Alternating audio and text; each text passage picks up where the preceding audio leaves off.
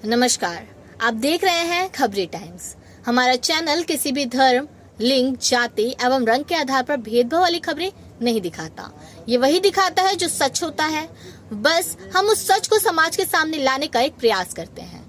यहाँ हमारा चैनल सर्वप्रथम हर खबर के तर्कों एवं तथ्यों का पूर्ण विश्लेषण करता है तथा हमारे चैनल पर दिखाए गए हर आंकड़े राष्ट्रीय एवं अंतर्राष्ट्रीय सरकारी व गैर सरकारी संगठनों एवं संस्थाओं द्वारा पहले से ही जारी होते हैं। उसके तत्पश्चात आप सभी दर्शकों को खबर की सच्चाई एवं वास्तविकता की पड़ताल कर आप तक पहुँचाते हैं। शुक्रिया। इस बात से सभी भली भांति परिचित है कि भारत कोरोना संकट से लड़ने की अपनी पूरी कोशिश कर रहा है, परंतु इसी के बीच एक बेहद दुखद घटना सामने आई है। दरअसल आंध्र प्रदेश के विशाखापट्टनम में गुरुवार सुबह 2:30 बजे के करीब एक केमिकल यूनिट में गैस का रिसाव होने से बड़ा हादसा हो गया। इस हादसे में 11 लोगों की मौत हुई है तथा करीब 1000 लोगों के बीमार होने का अनुमान है। जानकार सूत्रों के अनुसार LG polymer India private limited की विशाखापट्टनम फैक्ट्री को लॉकडाउन के बाद फिर से खोलने की तैयारी की जा रही थी, तभी ये दुर्घटना हुई। कंपनी के कर्मचारी परिचालक को फिर से शुरू करने की तैयारी कर रहे थे। ये तभी शुरुआती घंटों में गैस का रिसाव होने लगा। जिला प्रशासन के एक वरिष्ठ अधिकारी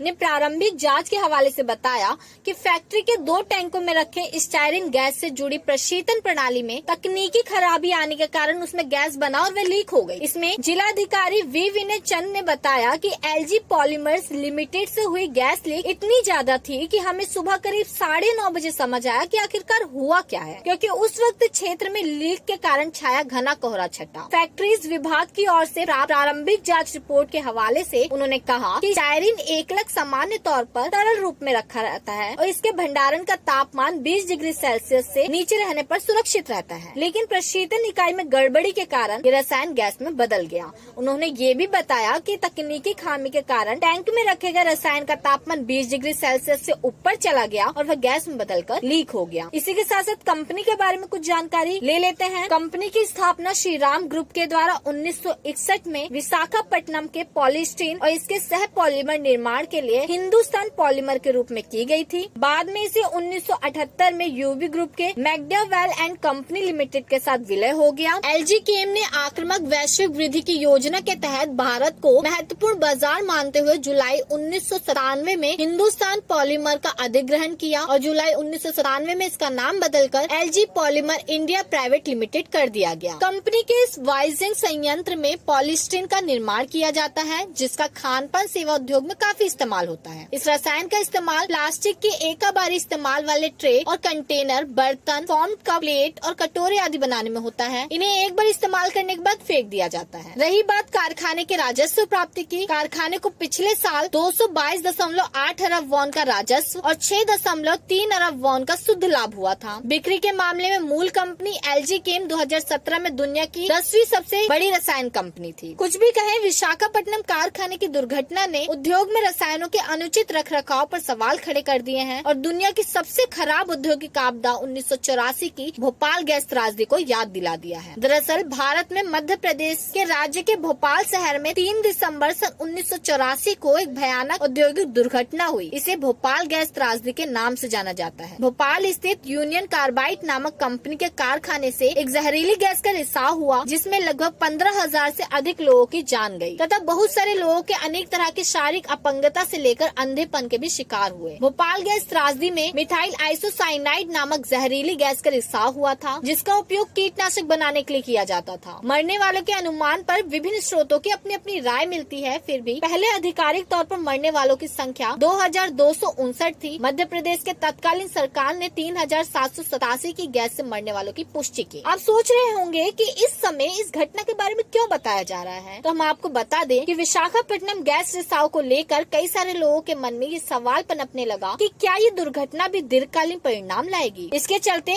अखिल भारतीय आयुर्वेदिक संस्थान यानी एम्स दिल्ली के निदेशक डॉक्टर रणदीप गुलेरिया ने कहा कि आंध्र प्रदेश के विशाखापट्टनम में रसायन फैक्ट्री से लीक हुई स्टायरिन गैस का स्वास्थ्य पर दीर्घकालीन प्रभाव की संभावना संभावना कम है। इसके अलावा इस गैस से होने वाली बीमारी भी हर मामले में घातक नहीं है। इसी के साथ साथ विशाखापट्टनम में हुए गैस रिसाव को न्यूट्रलाइज करने की तैयारी शुरू कर दी गई है। गुजरात के वापी के पुंजा एंड सन्स नाम की कंपनी से केमिकल भेजा जा रहा है। तत्काल 500 किलो केमिकल भेजा गया, जिसके लिए राज्य के मुख्यमंत्री विजय रूपानी ने मंजूरी दे दी है। PTBL के केमिकल वापी से दमन एयरपोर्ट भेजा गया है। दमन से इसे एयरलिफ्ट कर विशाखापट्टनम ले जाया जाएगा। विशाखापट्टनम मामले में सरकार की क्या प्रक्रिया रही? राष्ट्रीय हरित अधिकरण NGT विशाखापट्टनम की रसायन फैक्ट्री में गैस रिसाव की घटना के सिलसिले में शुक्रवार को केंद्र LG polymer India private limited, केंद्र प्रदूषण नियंत्रण बोर्ड और अन्य को नोटिस जारी किया। न्यायमूर्ति आदर्श कुमार गोयल की अध्यक्षता वाली एक पीठ ने गैस रिसाव मामले की जाँच के लिए 5 सदस्य की एक समिति गठित की और उसे 18 मई से पहले रिपोर्ट सौंपने के लिए कहा गया। पीठ के अनुसार इस घटना में लोगों की जान गई है, जन स्वास्थ्य और पर्यावरण को नुकसान हुआ। हम LG polymers India private limited को विशाखापट्टनम के जिला अधिकारी को 50 करोड़ रुपए के प्रारंभिक राशि जमा करने के निर्देश देते हैं।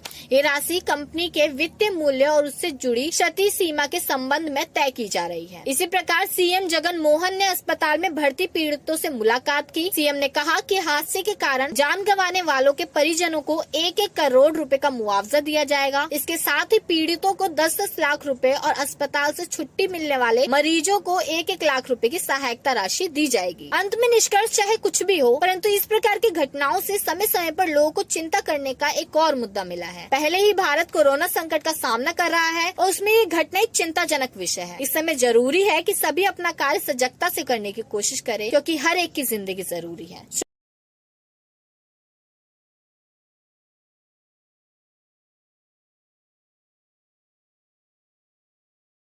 का इस वीडियो से संबंधित कोई क्वेश्चन हो तो आप हमें नीचे कमेंट बॉक्स में पूछ सकते हैं।